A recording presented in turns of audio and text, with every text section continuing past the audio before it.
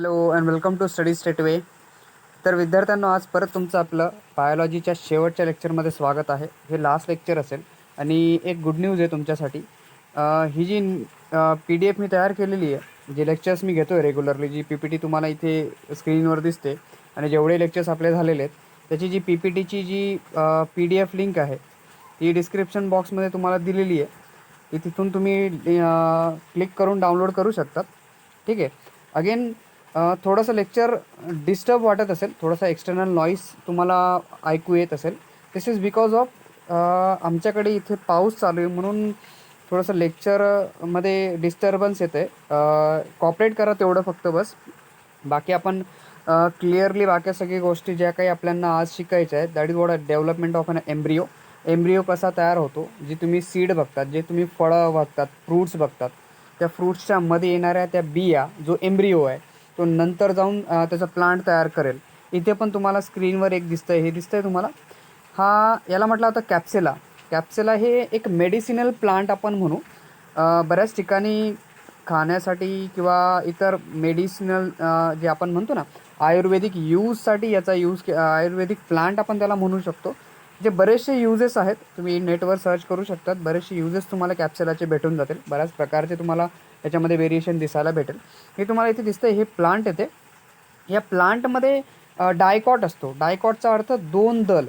म्हणजे जर तुम्ही नट्स बघितले ना, नट्स, शेंगदाणे जे आपण म्हणतो ना, नट्सचे किती भाग पडतात जर तुम्ही त्याला बघितलं तर, वरच्या टर्फलर जर काढलं आपण शेंगदाण्याचं आणि शेंगदाण्याच्या मध्ये त्याच्यावरती एक स्किन येते.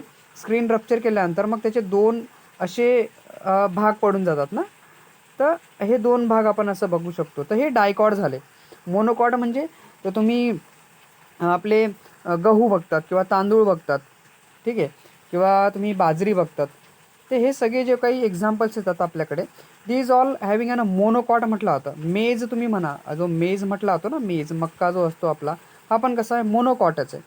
तर आपल्यांना हे तर नंतर होईल रे डिवाईड, की तो मोनोकॉट बनेल का डायकॉट बनणार आहे, ते त्याच्या सीडवरती डिपेंड करतं की प्रिव्हियसली ती सीड आहे कोणती, ठीक आहे, किंवा ते प्लांट कशाचं आहे, ठीक आहे. So now we discuss about and today we discuss about the embryonic development. ठीक आहे. So before I start, I will be again request you that please like, share and subscribe our channel.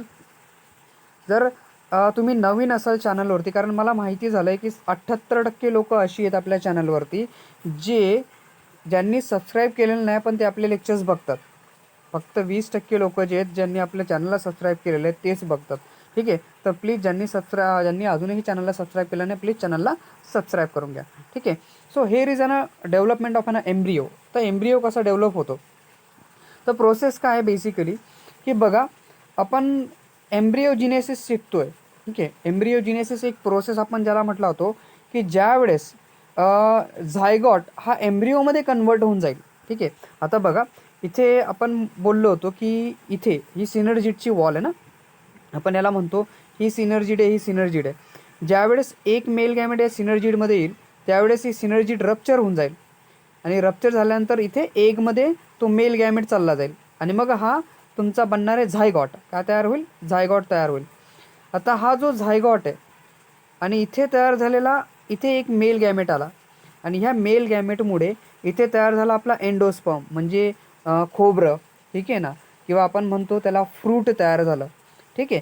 तर हा जो झायगॉट आहे, हा झायगॉट नंतर एम्ब्रिओमध्ये convert केला जातो, एम्ब्रिओमध्ये कन्वर्ट होतो, म्हणजे डेव्हलप होऊ ना, त्याच्याने कन्वर्ट होते. काही it required some process, mitosis and मिओसिसचे आपण जे शिकलेलो आहे पहिल्याच लेक्चरमध्ये. तर इथे काय होणार आहे, की जो झायगॉट एम्ब्रिओमध्ये कन्वर्ट होतो त्याला म्हटलं जातं एम्ब्रिओजिनेसिस. म्हणजे डेव्हलपमेंट ज्या प्रोसेसमध्ये झायगॉट हा एम्ब्रिओमध्ये कन्वर्ट होईल त्याला म्हटलं जातं एम्ब्रिओजिनेसिस. ठीक आहे. मग एम्ब्रिओ कुठे डेव्हलप होतो, तर बेसिकची गोष्ट आहे की इथे मायक्रोपायलर एंड आहे आपला आणि इकडे वरचा असतो हा चलाजा. ठीक आहे. त्याला चलाजल एंड आपण म्हणतो ना, हा चलाजल एंड आहे, हा मायक्रोपायलर एंड आहे आपला. हा भाग कोणता आहे, मायक्रोपायलरचा आहे. आता इथे जो एम्ब्रिओ तयार होतो, जो डेव्हलप होतो, ठीक आहे, हा मायक्रोपायलर एंडकडे बेसिकली दिसतो एम्ब्रियॉनिक सॅकच्या. ठीक आहे ना, म्हणजे the embryo is develop at the micropylar end of the embryonic sac. तर ह्या भागामध्ये हा डेव्हलप व्हायला लागतो, मायक्रोपायलर एंडच्या भागामध्ये तो एम्ब्रिओ डेव्हलप होतो. ठीक आहे ना. मग हा जो एम्ब्रिओ तुम्हाला मी म्हणतोय ना, इथे जर तुम्ही नीट बघितलं तर तुम्हाला समजेल की आपले जे डायकॉट किंवा मोनोकॉट असतात ना, हा दिसतोय तुम्हाला, हा नंतर जो असतो ना, हा नंतर उगायला लागतो ना. ठीक आहे, शेंगदाण्याचे असतील किंवा बीन्स, हे बीन्सच आहेत आपले, बिया जे असतात ना, बियांचे जे झाड आहेत त्यांच्यामध्ये बीन्सच आहेत आपले शेंगदाणे पण, नट्स आपण त्याला म्हणतो. ठीक आहे बेसिकली. तर हा मायक्रोपायलर एंडकडे हा एम्ब्रिओ डेव्हलप होतो बेसिक. ठीक आहे, म्हणजे एम्ब्रिओ कुठे डेव्हलप होईल, इथे डेव्हलप व्हायला सुरुवात होईल याची. आणि मग तो हळूहळू कुठे सेकंडरी म्हणजे इथे जो एंडोस्पर्म आहे ना त्याच्यामध्ये चालला जाईल, इनसाइडमध्ये. कारण तुम्ही कधीही बघितलं असेल, ज्यावेळेस आपण फ्रूट खातो ना, त्याच्यामध्ये आपले बिया सापडतात आपल्याला कधीही. वरचे फ्रूट्स खाऊन जातो आपण, नंतर बिया आपण कुठेतरी टाकून देतो रस्त्यावर आणि मग त्या उगवतात. ठीक आहे, तर ही सगळी कन्सेप्ट आपल्याला पहिलेच माहिती आहे. म्हणजे the growth of embryo trigger only after certain amount of endosperm is form. म्हणजे हे नका समजून घेऊ तुम्ही, की जो एम्ब्रिओ डेव्हलप होतोय त्याच्या आधी एंडोस्पर्म डेव्हलप झालेला आहे.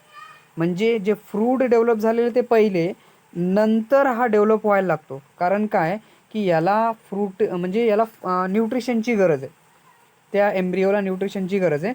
म्हणून पहिले एंडोस्पर्म डेव्हलप होतो आणि मग त्याच्यानंतर एम्ब्रिओ डेव्हलप व्हायला लागतो. मग after fertilisation the embryonic development will बिंग. कारण फर्टिलायझेशन होणं म्हणजे काय बघा, मेल गॅमेट आणि फिमेल गॅमेट एकत्र येणं म्हणजे फर्टिलायझेशन आहे. बरोबर. मग ज्यावेळेस फर्टिलायझेशन होऊन जाते, ज्यावेळेस फर्टिलायझेशन कंप्लीट होते, मग एम्ब्रिओ डेव्हलप व्हायला सुरुवात होते. मग अशा वेळेस ज्यावेळेस असा एम्ब्रिओ डेव्हलप होतो, तर zygote divides to form a two celled proembryo. ठीक आहे, इथे प्रो एम्ब्रिओची गोष्ट आली, म्हणजे टू सेल्ड येतं, कॉल्ड नाही आहे, हे सेल आहे बेसिकली.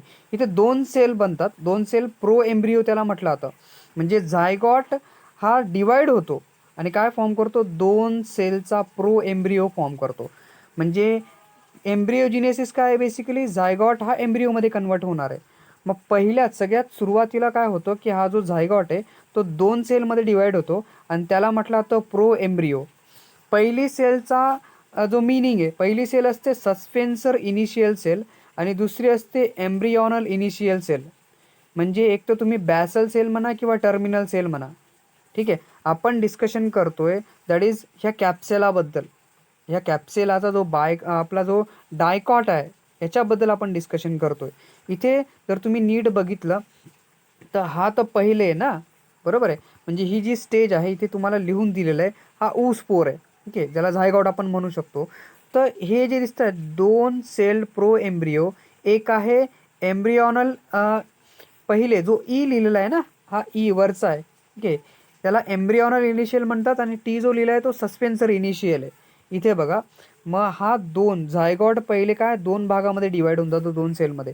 ठीक आहे, एक जो आपण म्हणतो त्याला, एक आहे बॅसल किंवा सस्पेन्सर इनिशियल, दुसरा आहे टर्मिनल और एम्ब्रियॉनल इनिशियल म्हटलं जातं.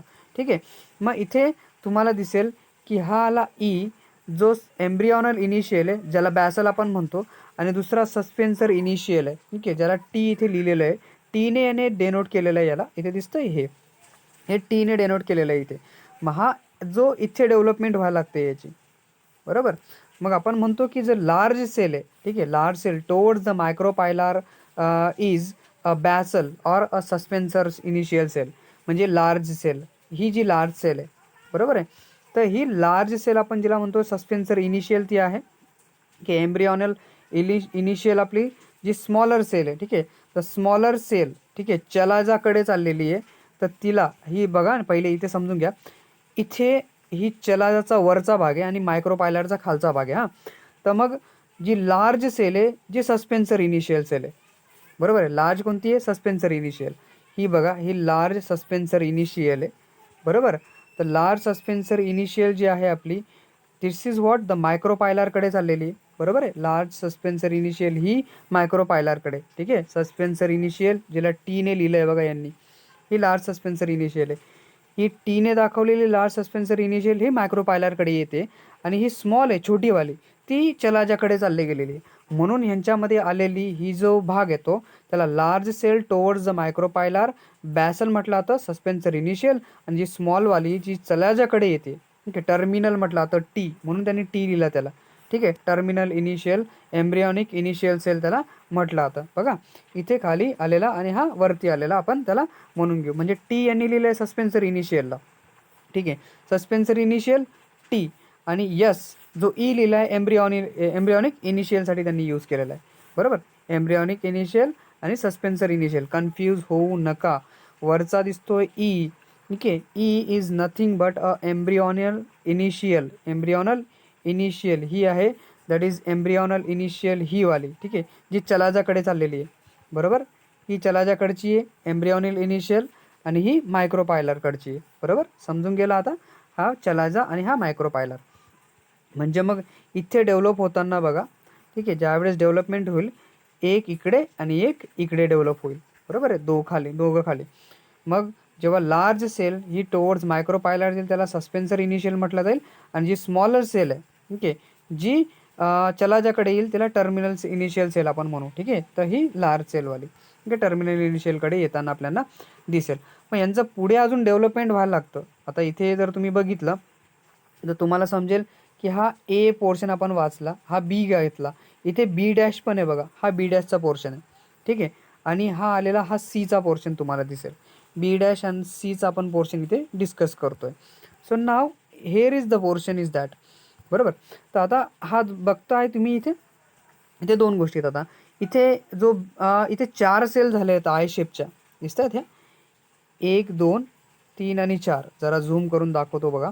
इथे 4 सेल तयार झाल्यात E1 E2च्या आणि S1 S2च्या. बरोबर. S1 S2 E1 E2. हा आय शेप जो तुम्हाला दिसतोय नुसता आय शेप आहे ना, हा I shape.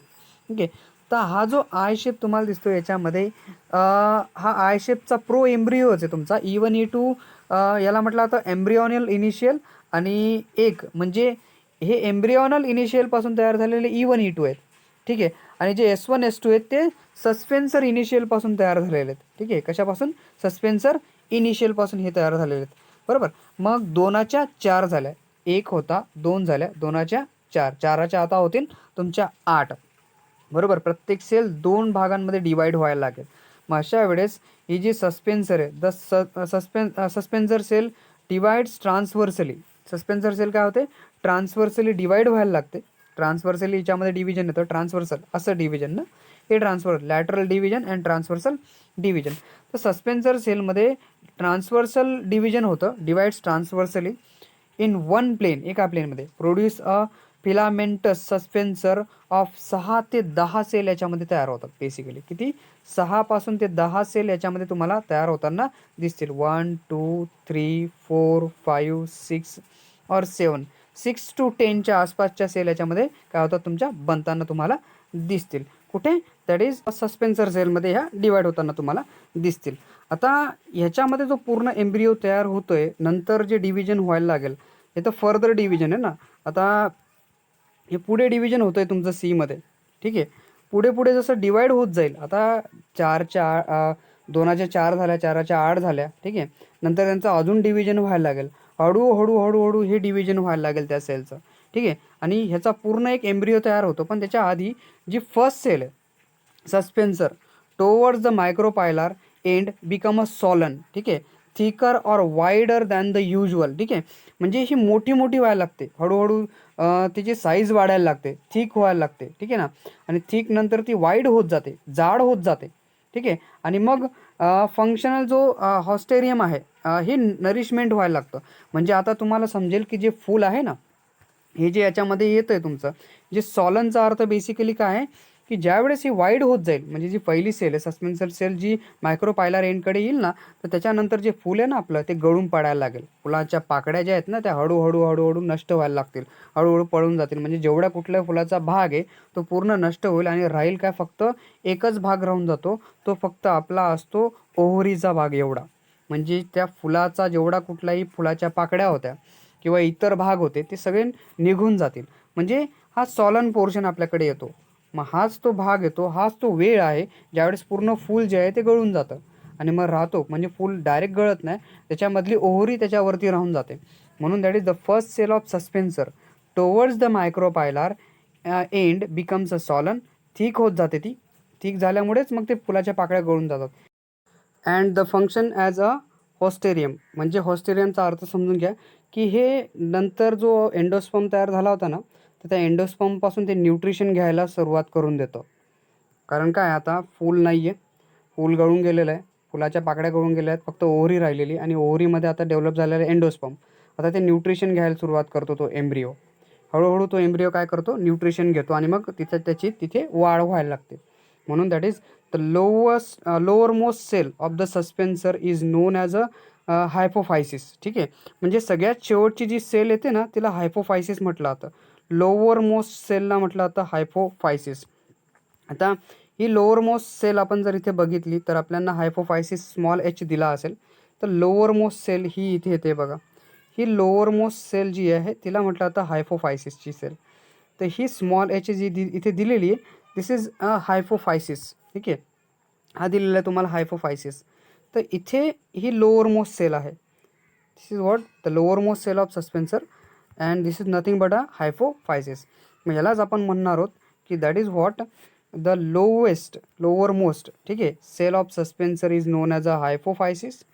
The suspensor help in pushing the embryo in a endosperm. कारण सस्पेन्सर काय मदत करतं, की जो एम्ब्रिओ आहे त्याला कुठे पुश करायचं, एंडोस्पर्मच्या मध्ये पुश करायचं. म्हणून तुम्हाला सीडच्या मध्ये म्हणजे फळाच्या मध्येच बिया दिसतात, फळाच्या आत बिया तुम्हाला दिसतील. म्हणून सस्पेन्सरचं काम काय, टू पुश दॅट एम्ब्रिओ, मदत करतं एम्ब्रिओला एंडोस्पर्ममध्ये पुश करण्याचा. म्हणून that is the embryonal initial undergoes 3 successive mitotic division to form a octant. म्हणजे पहिले सुरुवातीला 3 सक्सेसिव्ह मायटोटिक डिव्हिजन होतात आणि ऑक्टेंट म्हणजे 8 सेल तयार होतात. किती, 8 सेल टोटल याच्यामध्ये फॉर्म होतात. आणि ह्या 8 पैकी the planes of division are at right angle to each other. हे डिव्हिजनचे प्लेन कसे आहेत, right angle to each other आहेत. एकमेकांच्या राईट अँगलमध्ये हे काय होतात, डिवाइड होतात. ठीक आहे, this what the plane of division. Right अँगलमध्ये हे डिव्हिजन याच्यामध्ये तुम्हाला दिसेल. And this right angle division, that the plane of division is right angle and the lower tier. ठीक आहे, म्हणजे ज्या 4 आहेत, कारण टोटल झाले आहेत ऑक्टेनच्या 8 सेल. ठीक आहे, 8 पैकी ज्या 4 आहेत, आपण इनिशियल बोलतोय, पहिले सुरुवातीची गोष्ट करतोय. इनिशियल सक्सेसिव्ह जे मायटोटिक 3 सक्सेसिव्ह मायटोटिक डिव्हिजन झाले, त्याच्यामध्ये 8 सेल टोटल तयार झाल्या. त्याच्यापैकी 4 सेल ज्या आहेत लोअर, खालच्या 4 cell, that is lower tier of 4 cell. ठीक आहे, of octant give rise to hypocotyl and radicle form करतं. काय फॉर्म करतं, हायपोकोट अँड रॅडिकल. आता तुम्हाला जर दिसलं तर तुम्हाला हा दिसेल, हा रॅडिकलचा भाग आहे. ठीक आहे, याला रॅडिकल म्हटलं जातं आणि हायपोकोट हा तयार करतो तिथे. ठीक आहे, काय होतं याच्यामध्ये, मग 4 सेलने रॅडिकल आणि हायपोकोट तयार होतो. कोटाईलमधला हा मोनोकोट अँड डायकोटचा जो भाग तुम्ही म्हणतात ना, हा दिसतोय, हा कॉट आहे, कॉटिलेडॉन. जसं 2 दल तयार होण्यासाठी, ठीक आहे, द्विदल धान्य तयार होण्यासाठी, ठीक आहे ना, बिया तयार होण्यासाठी हे कॉट तयार व्हायला लागतात. बरोबर. मग इथे जी गोष्ट घडते आपली, की ज्या खालच्या 4 सेल आहेत त्यांच्यापासून काय, हायपोकोटाईल अँड रॅडिकल तयार होतो. आणि ज्या 4 आहेत वरच्या 4 सेल, ठीक आहे, त्यांच्यापासून एक प्लम्यूल तयार होतो. ठीक आहे, प्लम्यूल तुम्हाला इथे दिसेल, हा दिसतोय, हा प्लम्यूलचा भाग आहे, दिसतोय हा प्लम्यूल. हा कॉटिलेडॉन, हा हायपोकोट आणि रॅडिकल आहे, दिसतोय. तर हायपोकोट आणि रॅडिकल हे बनताना, हायपोकोट आणि रॅडिकल कुठून तयार होतात, वरच्या 4 पासून. ठीक आहे ना, सॉरी, खालचे 4. ठीक आहे, लोअर टियरचे खालच्या 4 सेल काय, हायपोकोट आणि रॅडिकल तयार करतोय. आणि वरचे जे आहेत, वरच्या 4, ठीक आहे, हा तुम्हाला नीट इथे समजून जाईल भाग बघा. हायपोकोट आणि रॅडिकल तयार होतो लोअरपासून आणि वरचा हा प्लम्यूलचा भाग आहे बघा, हा प्लम्यूल आहे. आणि हे 2 कॉटिलेडॉन्स तुम्हाला इथे दिसतील. तर इथेच ते जे डिव्हिजन होतं आहे आपलं, याच्यामध्ये ज्या 4 आहेत अप्पर टियरच्या, प्लम्यूल अँड 1 or 2 कॉटिलेडॉन, एक दल तयार करायचं आहे का 2 कॉटिलेडॉन तयार करायचे आहेत, ते त्याच्यापासून डिवाइड होईल. म्हणजे हे 2 कॉट तयार झालेले आहेत ना द्विदलमध्ये. ओके, तर डायकॉट व्हायचं आहे का मोनोकॉट, ह्या सगळ्या गोष्टी याच्यामध्ये होतात बघा. मग प्लम्यूल अँड कॉटिलेडॉन हे अप्परमध्ये होतं आहे आणि लोअरमध्ये हे हायपोकोट अँड रॅडिकलच्या नंतरच्या 4. म्हणजे ह्यांचं हे डिव्हिजन कसं आहे, हे 4 सेलचं डिव्हिजन आहे आणि हे जे डिव्हिजन आहे हे 4 सेलचं, टोटल झाल्या 8 सेलचं हे डिव्हिजन आपल्याला इथे दिसून जातं. सेल डिव्हिजन जे होतं आहे तुम्हाला इथे दिसेल बघा, तुम्हाला नीट चांगल्या पद्धतीने समजेल. लोअर मोस्ट सेक्शनमध्ये या ओव्हरीच्या मध्ये बघा, सस्पेन्सर, इनिशियल इंटेगमेंट, इंटेगमेंट नंतर कव्हर बिओरमध्ये कन्वर्ट होऊन जातं. आउटर इंटेगमेंट तुम्हाला दिसेल, एंडोस्पर्म, एंडोस्पर्मचं आहे ना हे, हा पोर्शन आहे एंडोस्पर्मचा बघा. एश पुश करून देतात, nuclear, root region, stem tip, ठीक आहे. अशा सगळ्या गोष्टी याच्यामध्ये तयार होताना तुम्हाला दिसतील. हे मध्ये त्या एम्ब्रिओ म्हणजे त्या सॅकमध्ये हे सगळं होतं बरं का, एम्ब्रिओनिक सॅकच्या मध्ये, इनसाईडमध्ये. मग आता जो हायपोफायसिस आहे, ठीक आहे, मग अजून परत त्याचं पुढे डिव्हिजन व्हायला लागेल. पुढे त्या एम्ब्रिओचं म्हणजे इथून एवढं आल्यानंतर, ठीक आहे, एवढं आल्यानंतर अजून परत त्याचं पुढे डिव्हिजन होईल ना, सेल डिव्हिजन होईल. हळूहळू तो मोठं होत जाईल. पूर्ण बी तयार होण्याची गोष्ट आली आपल्याकडे. पूर्ण शेंगदाण्याचे टरफल्यापर्यंतची गोष्ट आली आणि मग त्याच्यामध्ये आलेले ते शेंगदाणे, किंवा आपण म्हणतो इतर जे धान्य आहेत किंवा इतर प्लांट्स किंवा इतर फळं आहेत त्यांच्यापर्यंत, पूर्ण फळं येण्यापर्यंतची गोष्ट आपण करतोय. मग इथे रॅडिकल आणि रूट कॅप तयार होते बघा. म्हणजे हायपोफायसिस आहे पुढे, okay. The hypophysis by further division give rise to part, ठीक आहे ना, to the part of the radicle and root cap. इथे दिसते ही रूट कॅप आहे. मुळांना जी कॅप असते ना खालच्या भागामध्ये, ती इथे तुम्हाला दिसेल रूट कॅप, ठीक आहे. मग इथे रॅडिकल आणि रूट कॅप पूर्ण फॉर्म होऊन जातो. नंतर सबसिक्वेंटली ज्या सेल आहेत, ओके, अप्पर टियर जो ऑक्टेंट आहे डिवाइड्स, ठीक आहे, वरचा upper tier of the octant divides in several plane, ठीक आहे. पुरात अजून त्यांचं डिव्हिजन व्हायला लागतं, ठीक आहे ना. डिव्हिजन म्हणजे बघा, एक एक आला, एकाचे 2 होऊन जातील, 2 तुकडे झाले ना, 2 तुकडे झाले, हे 2 झाले, परत ह्या 2चे अजून 4 होऊन जातील. हे असं डिवाइडच होत राहतं. हे कंटिन्युअस मायटोटिक अँड मायोसिसचे डिव्हिजन आपण फर्स्ट लेक्चरमध्येच बघितलेलं आहे याच्यामध्ये. जर तुम्ही मिस केलं असेल तर परत ते पण बघा, ठीक आहे, कारण तुम्हाला मग पूर्ण लेक्चर चांगल्या पद्धतीने समजून जाईल, ठीक आहे. फर्दर आता याच्यामध्ये जे डिव्हिजन होतं आहे, ठीक आहे, सेव्हरल प्लेनमध्ये हे डिवाइड होतं, बिकम हार्ट शेप. आता तुम्हाला हा दिसतोय हार्ट शेपच आहे इथे, इथे दिसत असेल तुम्हाला, हा दिसतोय हार्ट शेप इथे तयार होतो. इथे हा हार्ट शेप इथे तयार होताना तुम्हाला दिसेल.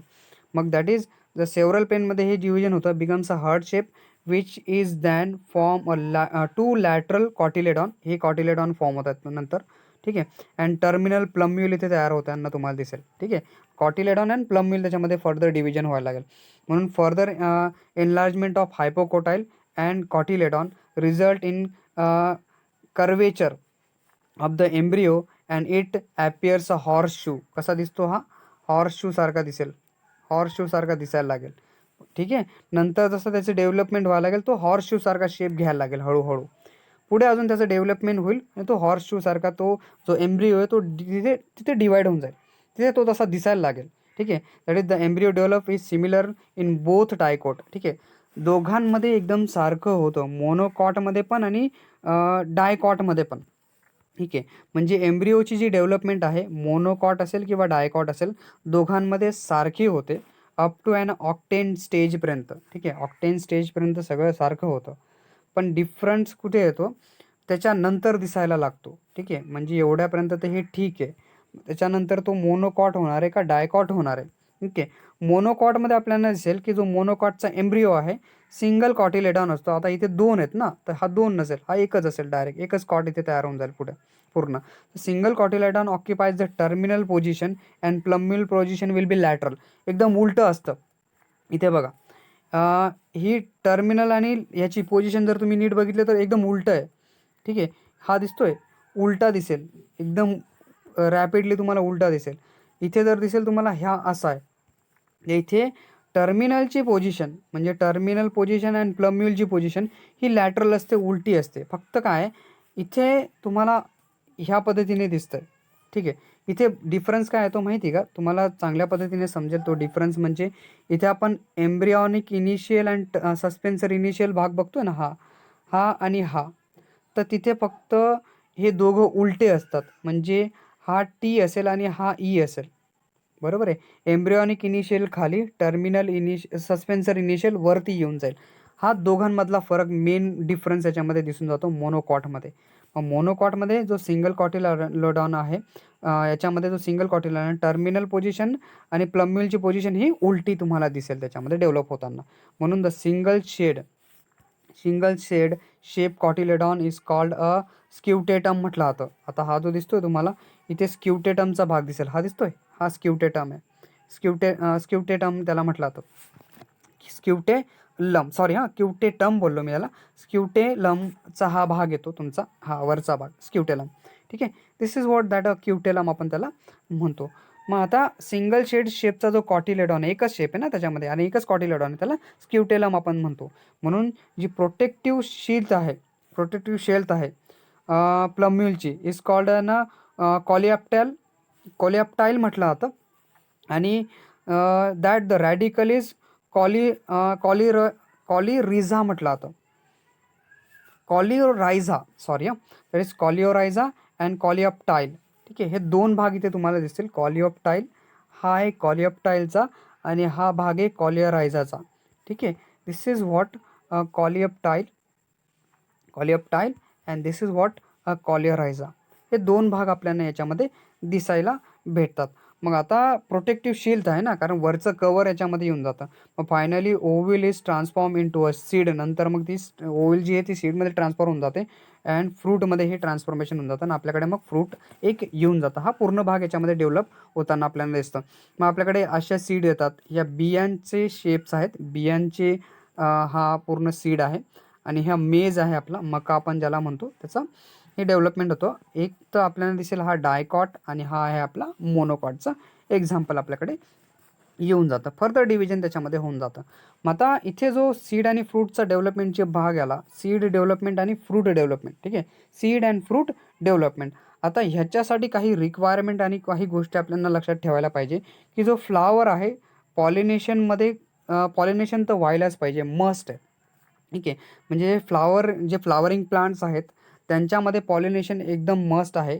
Flower must pollinated in order to produce a seed आणि फ्रूट. जर सीड आणि फ्रूट प्रोड्यूस करायचं असेल तर पॉलिनेशन व्हायलाच पाहिजे. तसंच की फक्त फ्लावरिंग प्लांटबद्दल बोलतो आहे मी. ठीक आहे, पॉलिनेशनमध्ये. So that is seed develop in initially fertilization त्याच्यामध्ये होईल. ठीक आहे, सीड डेव्हलपमेंट इज इनिशिएटेड म्हणजे सीड डेव्हलपमेंटची सुरुवात कुठून होते, फर्टिलायझेशनपासून सुरुवात होते. ठीक आहे, जो इंटिगमेंटचा भाग आहे ना, आता हा जो इंटिगमेंट तुम्हाला इथे दिसतात, हे इंटिगमेंट आहे, इनर इंटिगमेंट, आउटर इंटिगमेंट. ठीक आहे, यांचं नंतर काय होत असेल बरं, तर हे जे दोघं आहेत ना integument, fertilized ovule persist and get transform into seed coat and mature सीडमध्ये कन्वर्ट होऊन जातात. सीडच्या वरती कोटिंग येते ना, तुम्ही म्हणतात ना कोटिंग गेलेला आहे, म्हणजे कवर असतो ना त्या बियांच्या वरचा जो कवर येतो, तर तो बेसिक कवरच आपण सीड कोट आणि मॅच्युअर सीडचाच, म्हणजे हे इंटिगमेंटच कन्वर्ट झालेले आहेत नंतरचे. ठीक आहे, ते कुठे गेलेले नाहीत, हे इंटिगमेंट तिथे येऊन बसलेले आहेत त्याच्यावरती हे लागून राहतात. ठीक आहे, मग that is the seed sometimes consist of two distinct covering. याच्यावरती दोन वेगवेगळ्या कवरिंग येतात. टायपिकली आउटर सीड कोट, दोन कवरिंगमध्ये आउटर बाहेरचा जो सीड कोट आहे, आउटर कोट आहे, त्याला टेस्टा म्हटलं जातं. काही वेळेस जी सीड असते समटाइम्स कन्सिस्ट ऑफ दोन डिस्टिंग कवरिंग, दोन वेगवेगळ्या कवरिंग येतात ना. ठीक आहे, बघितले असतील तुम्ही दोन वेगवेगळ्या कवरिंगमध्ये. आता जर आपण शेंगदाण्याचंच एक्झाम्पल घेतो आहे ना, तर शेंगदाण्याच्या वरचं टर्फलं वेगळं आणि त्या शेंगदाण्याच्या वरच्या अजून भागावरती लाल लाल कलरचा, थोडासा रेडिश कलरचा जो कलर येतो त्याच्यावरती ती जे हे येतं, भाग येतो. ठीक आहे, जी कवरिंग असते ती इनसाईड इनर थिन कवरिंग असते, बारीक असते ना ती, तिला ती एक, म्हणजे हे दोन येतात, काही वेळेस दोन येतात ना. मासे जे कवरिंग आहे त्याच्यामधली जी आउटर आहे, बाहेरचे जे टर्फल आहेत, त्याला टेस्टा म्हटलं जाईल आणि जे मधली थीन असेल, जी बारीक कवरिंग असते, त्याला मेम्ब्रानस टेगमन म्हटलं जातं. काय म्हटलं जातं, टेगमन त्याला म्हटलं जातं. तर हा भाग याच्यामध्ये येऊन जातो. किंवा काही सीड अशा असतात, समटाइम्स इन सम सीड. ठीक आहे, in some seed the food reserve in endosperm. ठीक आहे, ठीक आहे, जो एंडोस्पर्मने जो फूड तयार केलेला आहे, partially use in the development of an embryo. एम्ब्रिओच्या डेव्हलपमेंटसाठी पार्शली यूज केला जातो. दॅट इज सच सीज endosperm remains conspicuous and fill a greater part of the seed. ठीक आहे ना, सीडचा ग्रेटर पार्ट हा कव्हर करून घेतो. म्हणजे बघा, काही यूज होतो, काही तसाच राहून जातो. जसं कॅस्टर आहे, ह्या ज्या सीड दिसतात हे कॅस्टरच्या सीड आहे, कोकोनट आहे किंवा मेज आहे. तर काही यूज होऊन जातात आणि काही पार्ट तसाच राहून जातो. तर अशा केसमध्ये जो एंडोस्पर्म आहे, एंडोस्पर्मिक त्याला म्हटलं जातं. म्हणजे अशा सीडला म्हटलं जातं एंडोस्पर्मिक, किंवा आपण त्याला म्हणू अल्बॅमिनस. ठीक आहे, एंडोस्पर्मिक और अल्बॅमिनस. जर फ्रूट रिमेन्स आहे, ठीक आहे, म्हणजे ज्या सीड आपण म्हणतोय फ्रूट रिझर्व आहे, तर त्या सीडला म्हटलं जाईल एंडोस्पर्मिक, अदरवाईज अल्बॅमिनस. ठीक आहे, पण ज्याच्यामध्ये असं नाही आहे, जसं आपण पिया प्लांट बघतो, वाटाणे असतील किंवा बिया असतील, त्यांच्यामध्ये फूड रिझर्व राहत नाही, तर यांना म्हटलं जातं that is what non non endospermic और एक्स अल्बॅमिनस. असे जे असतात, असे जे सीड्स असतात, त्यांना म्हटलं तर नॉन एंडोस्पर्मिक और अल्बॅमिनस म्हटलं जाईल अशा सीड्सला. ठीक आहे, यांचं एक्झाम्पलच मी तुम्हाला सांगितलं, पिया किंवा बीन्स असतात ना आपले, तर त्यांच्यामध्ये आपल्याला दिसतात. काही सिग्निफिकन्स पण आपण लक्षात ठेवायला पाहिजे. म्हणजे सिग्निफिकन्समध्ये जे फ्रूट्स आहेत प्रोव्हाइड न्यूट्रिशन प्रोव्हाइड करतात सीड डेव्हलपमेंटसाठी. फ्रूटचं काम काय, न्यूट्रिशन प्रोव्हाइड करायचं. ठीक आहे, कोणाला, सीडला. तसंच प्रोटेक्ट करायचं सीड्स इमॅच्युअर कंडिशनपासून पण प्रोटेक्ट करण्याची जबाबदारी फ्रूटची असते. Seed serves and important propagation organ. कारण जर त्याच्या ज्या स्पीसीज आहेत त्या प्लांटच्या, त्या प्रजाती ज्या आहेत, ते वेगवेगळ्या जागेवरती जर सर्व करायचे असतील किंवा वेगवेगळ्या ठिकाणी जर जायचं असेल, तर त्याच्यासाठी सीड सर्व इम्पॉर्टंट प्रोपोगेटिंग ऑर्गन म्हणून सीड ह्या काम करतात. कारण सीड एका जागेवरून दुसऱ्या जागेवर गेला तर तिथे उगवतील आणि अजून त्या तिथे जर्मिनेट होतील आणि मग त्यांच्या अजून बिया पुढे जातील. तर ते इम्पॉर्टंट प्रोपोगेटिव्ह ऑर्गन म्हटलं जातं, युनिट म्हटलं जातं प्लांटला. ठीक आहे, तसंच seed and fruit develop special devices for their dispersal. कारण जर सीड असेल किंवा फ्रूट असेल, तर मग फ्रूट वेगवेगळ्या ठिकाणी वाटलं जातात, वेगवेगळ्या ठिकाणी लोक घेऊन जातात फ्रूट्स, आणि मग ते डिस्पर्स होऊन जातात, त्यांना वाटलं जातं, आणि मग तिथे वेगवेगळ्या ठिकाणी त्या बिया रोवल्या जातात. ठीक आहे, ते हे सिग्निफिकन्स याच्यामध्ये कन्सिडर केलं जातं. तसंच डॉर्मन्सी पण आपण म्हणू शकतो. डॉर्मन्सी बेसिकली काय, की खूप ॲडवर्स कंडिशन असेल, की पाणीच नाही आलेलं आहे, एकदम कोरडं पडलेलं आहे, किंवा वर्षानुवर्षापासून त्या बिया पडून आहेत, तर अशा कंडिशनमध्ये पण या बिया सर्वाईव्ह करायला पाहिजे, तर त्याच्यासाठी डॉर्मन्सी येते. डॉर्मन्सी बेसिकली काय आहे, की स्ट्रक्चरल म्हणा किंवा फिजिओलॉजिकल ॲडॅप्टेशन असेल. ॲडॅप्टिव्ह मेकॅनिझम म्हटलं जातं. बिया स्वतःमध्ये म्हणजे ते बिया ज्या त्या स्वतःमध्ये अडॅप्ट करून घेतात, ते प्लांटच अडॅप्ट करून देतं. की सर्वायवल इन डॉर्मन्सी, म्हणजे अशा कंडिशनमध्ये की ॲडवर्स इन्व्हायरमेंटल कंडिशनमध्ये पाणीच नाही आहे किंवा मातीच खराब आहे किंवा इतर गोष्टी आल्या, तर तशा कंडिशनमध्ये पण बिया सर्वाईव्ह करायला पाहिजे, त्याला म्हटलं जातं डॉर्मन्सी. ठीक आहे, so mechanism for survival. Dormancy काय, एक असं mechanism which is survive in an adverse environmental कंडिशनमध्ये पण त्या सर्वाईव्ह करायला पाहिजे. Mature and viable seed. ठीक आहे, सीड जरी मॅच्युअर झाल्या किंवा एकदम परफेक्ट आहेत जर्मिनेशनसाठी, पण तोपर्यंत त्या स्वतःला जर्मिनेट करत नाही, जोपर्यंत जरी फेवरेबल कंडिशन आली तरी पण, जोपर्यंत त्यांची डॉर्मन्सी कंप्लीट होत नाही, तोपर्यंत त्या तिथे त्या कंडिशनमध्ये जर्मिनेट होत नाही. म्हणूनच म्हटलं तर mature and viable seeds will not germinate even in the presence of the favourable कंडिशनमध्ये पण त्या होत नाही. तसंच they are disperse at a different place during dormancy. डॉर्मन्सीच्या वेळेस, ज्यावेळेस त्यांची डॉर्मन्सी कंप्लीट होते ना, त्यावेळेस तोपर्यंत ते वेगवेगळ्या ठिकाणी पोहोचून जातात. Viable seed germinate only after a completion of the dormancy period. ठीक आहे ना, व्हायबल सीड त्याच वेळेस जर्मिनेट होतात जोपर्यंत त्यांची डॉर्मन्सी कंप्लीट होत नाही. हा वेळ कंप्लीट नाही होत तोपर्यंत, की जोपर्यंत त्यांच्यामध्ये असं मेकॅनिझम येत नाही की कुठलीही कंडिशन आली तरी पण मी जगून जाईल त्या प्लांटने. ठीक आहे ना, म्हणून जर तुम्ही बघितलं असेल, वडाचं किंवा पिंपळाच्या झाडाच्या ज्या बिया असतात ना, त्या दगडावरही जगून जातात. कारण काय, की त्यांच्यामध्ये जी डॉर्मन्सीची जी केस असते ती खूप पद्धतीने, चांगल्या पद्धतीने म्हणजे येऊन गेलेली असते, कंप्लीट झालेली असते. हे डॉर्मन्सीचं काम आहे. तसंच ॲपोमिक्सिस जे आहे, याच्यामध्ये येणारा हा एक फेनॉमेनॉन आपणच म्हणू. जसं आपण याच्यामध्ये एक्झाम्पल घेतो डॉर्मन्सीमध्ये, हा ॲपोमिक्सिस काय येतो, की जे ऑरेंज आहे किंवा मँगो आहे, तुम्ही बघितले असेल ऑरेंज आणि मँगो सगळ्यांना माहिती आहेत, बरोबर ना.